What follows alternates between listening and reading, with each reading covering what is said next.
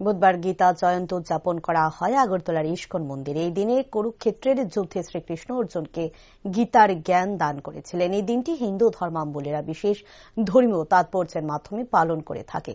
একইভাবে আগরতলা ইস্কন মন্দিরে এই পবিত্র দিনে গীতা মহাযজ্ঞের আয়োজন করে। বিষয়ে বিস্তারিত জানাতে গিয়ে ইস্কন মন্দিরের একজন পুরোহিত জানায়, আজ থেকে প্রায় ৫,০০০ বছর পূর্বে কুরুক্ষেত্রের রণাঙ্গনে ভগবান শ্রীকৃষ্ণ অর্জুনকে গীতার জ্ঞান প্রদান করেছিলেন।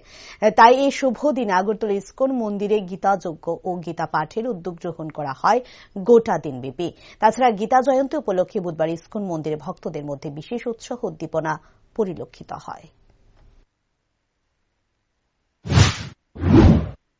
হরে কৃষ্ণ। আজকের দিনটা হচ্ছে শুভ গীতা জয়ন্তী দিবস।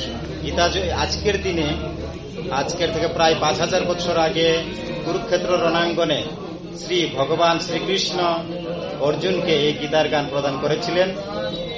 আজকের দিনে এই শুভ তিথিতে আমরা ইস্কন আগরতলার পক্ষ থেকে গীতা জয়ন্তী উপলক্ষে গীতা যজ্ঞ, গীতা পাঠ এবং গীতা প্রচার করব। আমরা সারা আগরতলা ব্যাপী আমরা আজকে গীতা গ্রন্থ প্রচার করব। হরে কৃষ্ণ।